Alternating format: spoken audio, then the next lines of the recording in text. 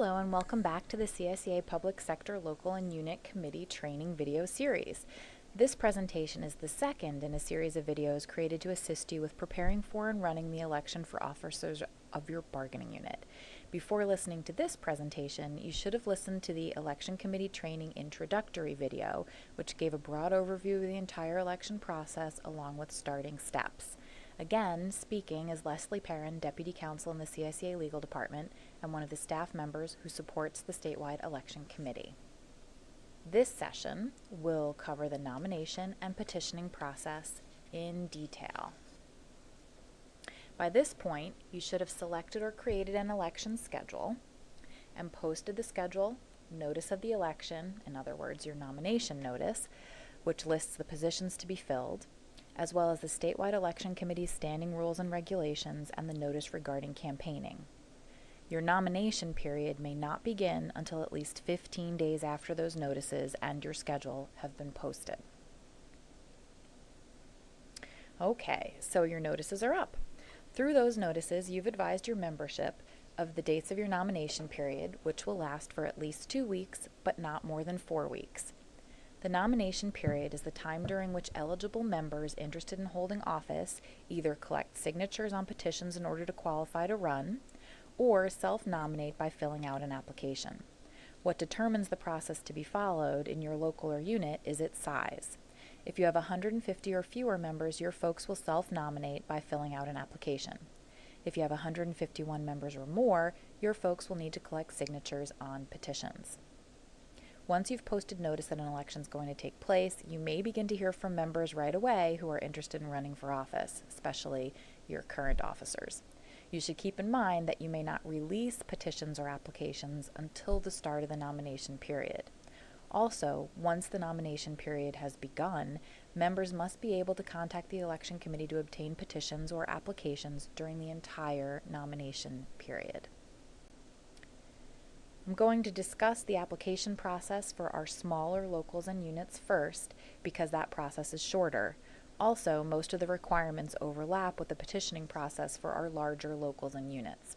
For either size, you received in your packet of materials the Candidate Eligibility List, or CEL, which lists the names of all persons in your bargaining unit who meet the requirements to be eligible to run for office. This list was paper-clipped to the cover letter in your packet. Remember, if a name is on the candidate eligibility list, it means the person was a member in good standing of the local or unit as of June 1st of 2016, as well as meeting other age and eligibility requirements. From time to time, you may be aware, or someone else may tell you, that the status of a person whose name appears on the candidate eligibility list has changed.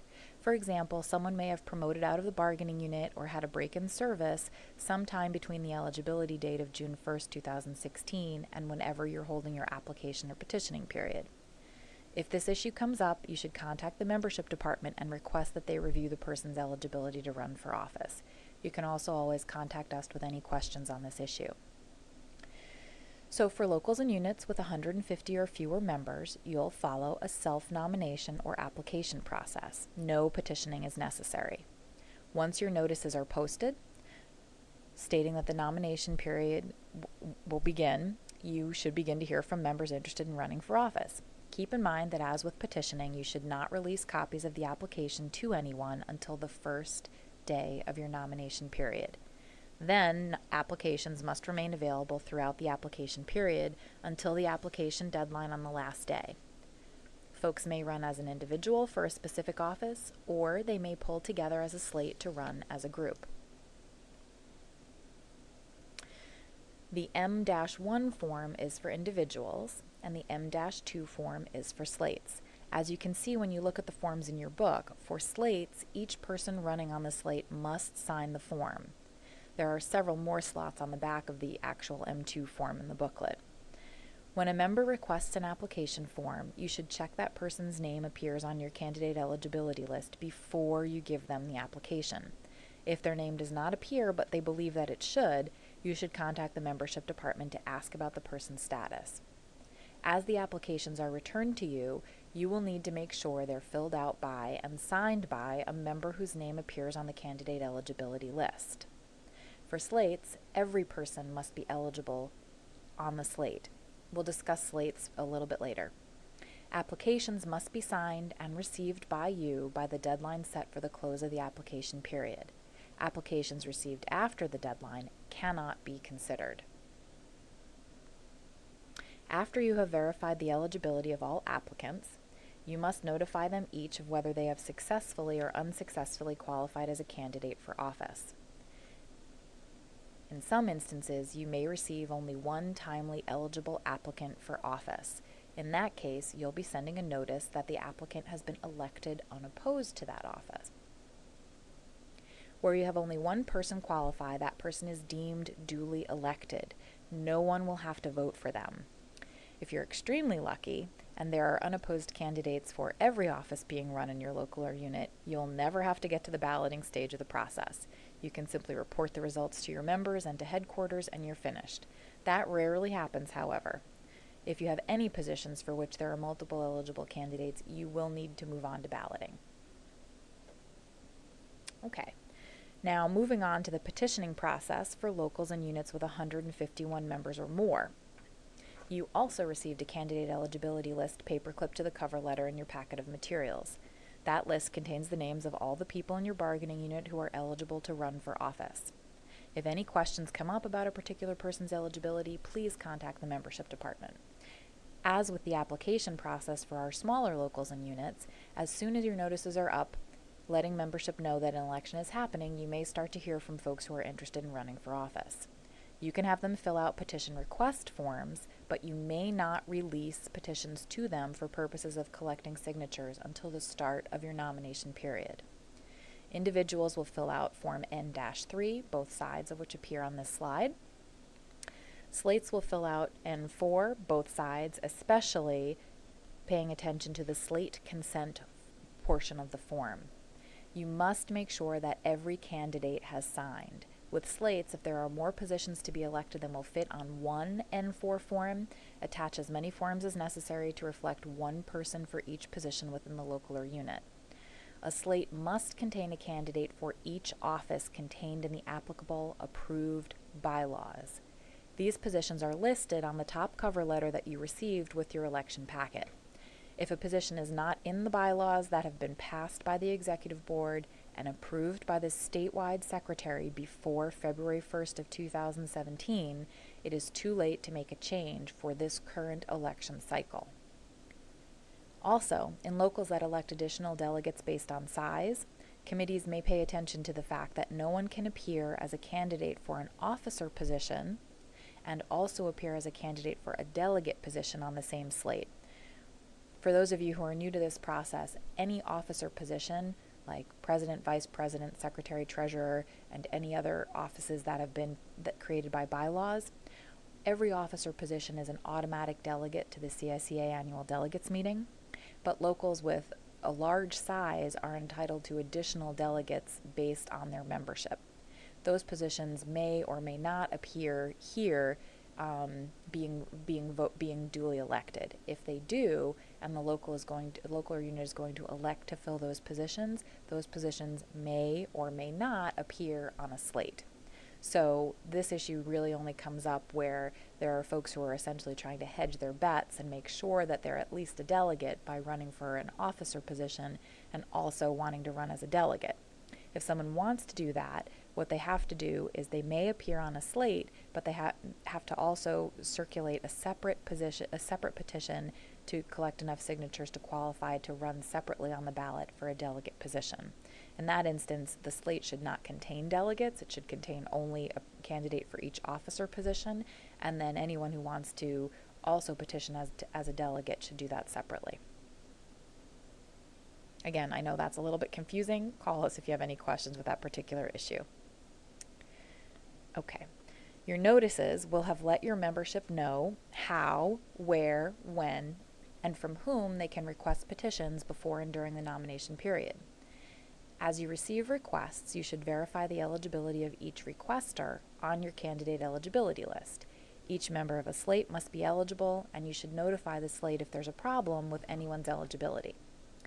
Then, although you cannot release petitions until the start of the petitioning period, you should fill out the top portion of the petitions as you get requests. Doing this as you receive them is especially helpful in larger locals or units where there's either a lot of election activity and many interested people, or where there's a large membership size and so lots of signatures will need to be collected by anyone who is a candidate. This top portion, by which I mean everything that says, the required number of signatures, the name of the candidate, their CSEA ID number, and the office that they are seeking, all of that has to be filled out by the election committee. It may not be filled out by anyone else. You should not release petitions that don't have that information filled, because you don't want petitions that don't indicate that information to be being circulated among your membership, because if they just sign a petition and they don't know what they're signing for, that's not really supporting a particular individual's candidacy, and that's improper. Above are the forms for individual petitions in locals and units. That's N5 and N6. Here, N7 and N8, you'll see that there's one form for slate petitioning, whether it's a local or a unit. You should also keep a log, which you'll see at N8, of petitions that are given out so that you know only original petitions are being returned to the committee. In some larger locals and units, using a numbering or lettering system may also be helpful. There are a few things to note about petitions and the petitioning process. First, members who sign petitions must write their CSEA ID number on the petition beside their name and signature. If they're unsure of the CSEA ID number, the member must call to obtain it. No one else may call for them or write it down, and current officers are not permitted to provide this information from lists in their possession to people who want to sign petitions. Also, another thing to keep in mind, if you look at the petitioning log N8, you can see that someone other than the person running for office may request petitions in order to circulate them on behalf of that candidate. That's perfectly okay, but you need to keep track of that as well. Some slate-specific issues. Where you have people who want to run as a slate and they have properly signed and submitted a slate petition request slate consent form, there may be some issues that arise during the petitioning process. For example, there may come a time when one member of the slate wants to or needs to withdraw. In that case, a slate withdrawal form must be completed. Any member of the slate may submit this form, and the statewide election committee considers that all members of the slate have the responsibility to advise the election committee of any such change. As you can see from Form N9, a withdrawal from a slate may be voluntary or it may be involuntary. The impact on the petitioning process depends on which type of withdrawal you're dealing with. If a withdrawal is involuntary, the candidate will be removed from the slate, and the remaining candidates get to choose whether they wish to continue to petition with a vacant position, having crossed off that person's name who withdrew, or whether to fill the vacancy with another person. The slate with the vacancy receives credit for all signatures already collected and can continue to collect more on behalf of the slate in order to qualify. They would then appear as a slate with a vacant spot on the ballot.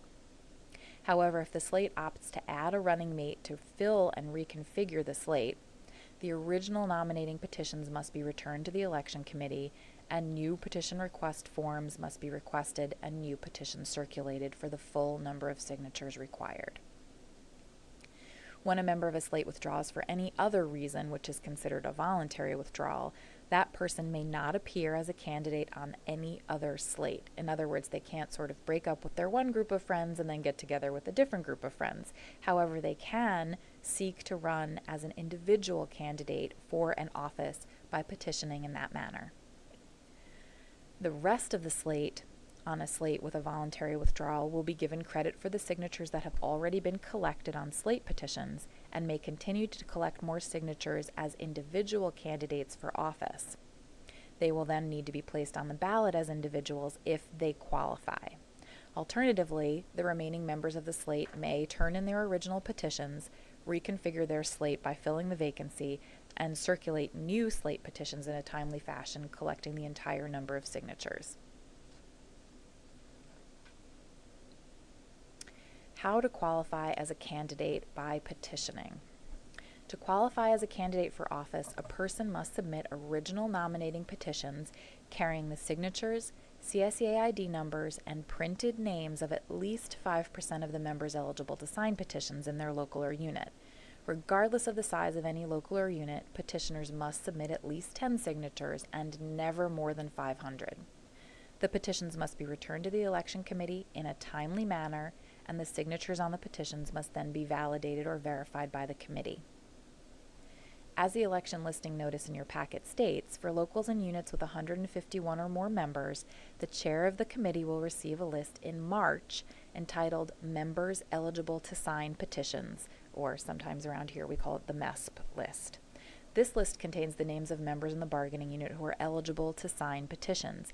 These are not necessarily going to be the same names that have appeared on your candidate eligibility list, and they are not necessarily going to be the same names that will appear on your list of members eligible to vote, which will be sent to you in April. So you must make sure to use the correct list when checking for candidate eligibility and later when verifying signatures on petitions. The members eligible to sign petitions list contains the names of members in good standing of the local or unit as of February 1st of the election year, or here, 2017. So keep in mind that you cannot verify petitions before receiving that list of members eligible to sign in March.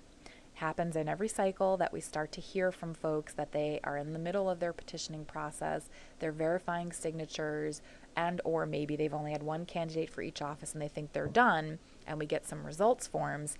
And the thing is, we know that that's inappropriate because in some instances, we haven't even mailed that list out yet that you need to have in order to verify signatures on petitions. So please keep in mind you get different lists and they are for different purposes and they do contain different names. The election committee is responsible for verifying signatures on petitions that are returned to them. It's highly recommended that petitioners return petitions as they are completed and not wait all the way until the deadline. It's also highly encouraged that the committee verifies signatures on petitions as they're turned in. The reason for this is to give a petitioner the opportunity to collect enough eligible signatures while the nomination period is ongoing. Potential candidates must have the opportunity to obtain petitions throughout the nominating period. It may sound silly, but there are locals and units that are small enough and where the members work closely enough to each other that a person who wants to run for office could request and obtain a petition from you and collect the minimum number of eligible signatures in a matter of a few minutes. So even right up until the clock is running out on submitting those petitions, you have to be able to make sure that people can obtain petitions from you. To ensure the integrity of the election process, they must be able to do so. And if a potential candidate is turning signed petitions into the committee while there is still time left in the nomination period, the committee has an obligation to check those signatures and let the person know if there are too few or if some are ineligible so that more can be collected before the deadline if time permits. And in the event that a group of individuals starts out as a slate, but for some reason the slate falls apart, those folks must be given an opportunity to petition as individuals or to reconfigure a new slate and petition that way. Okay, so let's discuss literally how you verify the signatures on petitions that have been returned to you. You should initial and date each petition as it is received back by the committee. You can also compare petitions that are returned to your log of petitions that you've distributed to make sure that you're getting back petitions that you actually handed out. The first thing you should do then is cross out any signatures that do not appear on the front of the petitions in the numbered boxes. In other words, anything on the back of the piece of paper, you just got to cross it out and ignore it. Looking then at the signatures on the front of the page, quickly make sure that each line contains the 3 required pieces of information: the CSEA ID number, the printed first initial and last name, and then the signature of any member. Cross out rows that don't have all of this information. Then, take a quick count of the number of signatures remaining and consider whether there are at least enough signatures to qualify. If not, then that person isn't eligible. There's just no way they've collected sufficient eligible signatures. If there's time left in the petitioning period, you want to let them know. You also, as you're looking at these things, want to cross out anything that comes across as a duplicate signature. So next, you're going to proceed to check those signatures against your members eligible to sign petitions list. Cross out any ineligible signatures, cross out any duplicates. Count the remaining valid signatures. If the number of valid signatures is less than needed to qualify, notify the candidate or slate. If there's still time, they may request additional petitions and try to collect more signatures. If the nomination period has ended, notify them that they have failed to qualify. Once the nomination period is closed, you'll need to notify each petitioner of the outcome. You'll be sending them information stating that they were ineligible and why, as on Form N10, or that they were unsuccessful in petitioning, after which they have an opportunity to come and view the signatures that the committee determined were invalid, as on Form N-11, or you'll be notifying them that they were successful and have qualified as a candidate for office, as in N-12. In that letter, you'll also be advising them of when the drawing for position on the ballot will be taking place and giving them an opportunity to decline running for office. As we discussed when talking about the application process for smaller locals and units, for any position where only one person successfully qualified to run for office, that person is deemed elected without opposition to that office. You will send them a letter advising them of their successful bid for office, see Form N-13. In our next session, we'll discuss what happens when you're putting your ballot together with some offices already filled by those who had no opposition. If after the application or nomination period, every one of the offices in your local or unit is filled with one successful petitioner or self-nominator, they are all elected unopposed, and balloting or voting will not be necessary. You may notify the candidates, announce the results to your membership through a posting, and proceed to certification and reporting of your results to CSEA headquarters. Of course, if there are any outstanding protests, you'll need to handle those before your duties are complete. Reporting and protests are covered in more detail in the fourth and final training session. Thank you for listening to this portion, and we look forward to speaking with you the next time, for those of you who have multiple candidates for at least one office, about the balloting process. Thank you, and continue to do a great work.